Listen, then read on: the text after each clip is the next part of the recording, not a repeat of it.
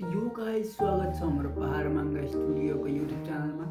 First of all I am sorry for disappearing for 5 months। म 5 महिनासँग गायब थिएँ किनकि म इन्डियामा आएको छु हाम्रो स्टुडियोको लागि पैसा जम्मा गर्नलाई। अनि 3टा गुड न्युज र एउटा ब्याड न्युज छ, म सुनाउँछु। गुड न्युज यो छ कि वर्ल्ड मार्सल आर्ट जो मैले लेखेको थिएँ स्टोरी त्यसमा 1 million पुग्न थालेछ। अनि गएर भोटिङ गर, रिभ्यू गर। स्टोरी पनि पढ, मैले आफैले लेखेको हो, स्टोरीको कन्सेप्ट पनि भन्न सक्दैन। गएर पढ, आफ्नो ओपिनियन आफै दिनु आएर कमेन्टमा फेरि। अनि मैले के भन्छ त्यो नेपालमा एनिमे बन्ने हो भनेदेखि उसलाई को नामबाट बोलाउने भनेर मैले एउटा पोस्ट पनि गरेको थिएँ। त्यसमा 2 जनाले मात्र भोटिङ गरेको छ। के हो भाइ, यस्तो कारणले सपोर्ट आयो भनेदेखि कसरी हुन्छ त हाम्रो स्टुडियो। अब कुनै हिजो लाइभमा आएर सोध्दै थियो भोइस ओभरहरू कि जो मैले डिस्कोर्डमा बोलाएको थिएँ अब त्यो हुनिसकेको छैन। म भन्छु हुन्छ यार, अब जबसम्म टिम र टिम वर्क जबसम्म मसँग कोही जुट्दैन काम गर्नेवाला मान्छे तबसम्म हुनेवाला छैन यो कुराहरू। अनि दोस्रो गुड न्युज चाहिँ नि जुन बेला हाम्रो वर्ल्ड मार्सल आर्टको सिरिजमा 1 million भ्युवर्स र रिभ्युज कमेन्ट धेरै बढ्छ त्यो बेला हामीहरू, म धेरै त भन्न सक्दैन तर 1000 को टुर्नामेन्ट चाहिँ गर्न सक्छौँ। म एनिमेको बारेमा क्वेसन सोध्छु अनि कुन एनिमेको बारेमा क्वेसन हुन्छन् त्यो म पछि रिभिल गरौँला।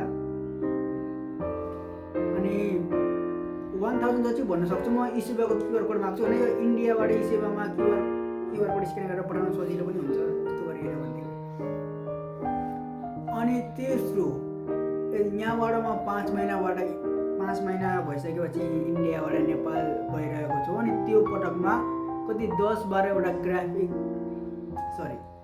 स्टाइलस पेन अनि एउटा ग्राफिक ट्याब्लेट छ मसँग। म त्यो गिफ्ट गर्न चाहन्छु, त्यो पनि टुर्नामेन्ट होस्ट गरेर। अनि त्यो पलमा 2टा टुर्नामेन्ट फेरि आउँदैछन् 5 महिनापछि। अब त्यो टुर्नामेन्टमा के भइरहेछ भनिसकेपछि सुन क्लियर गरिदिन्छु। आर्टिस्टहरू, डिजिटल आर्टिस्टहरू र जो भन्छौ कि तिमीसँग राम्रो टुल छैन या फिर केही पनि छैन है, अब तिमीहरूलाई दिँदैछु म स्टाइलस पेन। अनि जो टपमा आउँछ त्यसलाई ग्राफिक ट्याब्लेट र स्टाइलस पेन पाइन्छ है। अनि दोस्रो टुर्नामेन्ट जो हुँदैछ जसको प्राइजमा 5000 रुपियाँ राख्दैछु। अनि त्यसमा चाहिँ नि के हुन्छ भनिसकेपछि मल्टिपल एनिमे क्वेसन सोध्छु म। मल्टिपल यानि कि भन्न सक्दैन म कति, कमसेकम 100 त हुन्छ यार, क्वेसनहरू 100 त हुन्छ। अनि हेर धेरै जस्तो भनिरहेको छ एनिमे क्रिएटरहरूसँग नलेज हुन्न त्यो। अब तिनको प्रब्लम, म त एनिमे क्रिएटर हुँदा हेर तिमीहरूलाई थाहा छ म कहिलेका आफ्नो मनमर्जीले एनिमे रेकमेन्ड गर्छु र म आज एउटा एनिमे रेकमेन्ड गर्न चाहन्छु र केही क्लिप पनि राख्दैछु म तिमीहरूको लागि।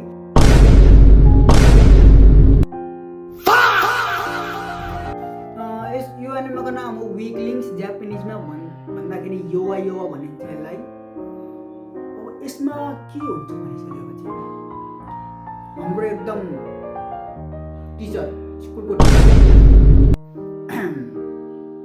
लाइक एकदमै बडी पोस्चर एकदमै बढिया छ, हेरेर कहाँ पुग्छ थाहा छैन आफैलाई। अनि यसमा सेन्सरसिपको कुरै नसोध के, म देखाउँछु के सेन्सरसिप छैन। र गाइज यो भिडियोमा धेरै भयो, एउटा एनिमे रेकमेन्ड पनि भयो अनि मैले आफ्नो अनाउन्समेन्ट पनि गरेँ, धेरै भइदियो। केही छैन गाइज, म अबदेखि कन्टिन्युसली भिडियो त बनाउन सक्दैन तर जस टपिकको बारेमा तिमीहरू भिडियो हेर्न चाहन्छौ कमेन्टमा भन होइन। मेरो युट्युब च्यानल पनि गएर सब्सक्राइब गर। अब पहिलो कुरा हामीहरू डिस्कोर्ड अकाउन्ट जोइन गर, लिङ्क बायोमा छ। हामीहरूले फन्डिङ र डाइरेक्टरहरू अब पछि भविष्यमा गएर जसको पनि स्टोरीलाई हामीले एनिमेट गर्न खोज्छौँ नि उसको डाइरेक्टर ऊ आफै हुन्छ। किनकि डाइरेक्टर दोस्रो मान्छे बन्ने हो भनेदेखि ऊ राम्रोसँग एक्सप्लेन गर्न सक्दैन। जो स्टोरीमा लेखेको छ ऊ त त्यही भन्छ होइन। अब जो मान्छेले स्टोरी लेखेको छ त्योभन्दा बढिया डाइरेक्टर तिमीहरूलाई कहाँ पाइन्छ भन त, डाइरेक्टर। किनकि जो मान्छेले त्यो स्टोरी लेखेको छ त्यो मान्छे मात्र त्यो स्टोरीलाई आफ्नो दिमागमा सोचेर फ्यान्टेजाइज गरेर हामीहरूलाई क्लियरसँग बुझाउन सक्छ। र कुनै कुनै मान्छे हुन्छन् जस्तै कि स्टोरी लेख्छन्, फ्यान्टेजाइज गर्छन् अनि बुझाउन सक्दैन, जस्तै कि म जस्तो। र गाइस आजको लागि यति मात्र, भेटौँला फेरि कुनै दिन सायोनारा। अनि के टपिकको भिडियो चाहियो भन है, अनि कोही क्वेसन छ भने सोधिहाल, आफै डिस्काउन्ट जोइन गर। अनि फाइनल थिङ, भिडियो सकिसकेको छ तर फाइनल थिङ भन्न चाहन्छु कि म अबदेखि तिमीहरूको स्टोरी र नेपालीहरूको आर्टिस्ट र आर्ट स्टाइल अनि भोइस डबिङहरू रिभ्यू गर्नेवाला छौँ म अबदेखि। त्यही भएर तिमीहरू सबै आफ्नो नाम रिभ्यू गर भनेर मेरो डिएममा भेज्न सक्नुहुन्छ।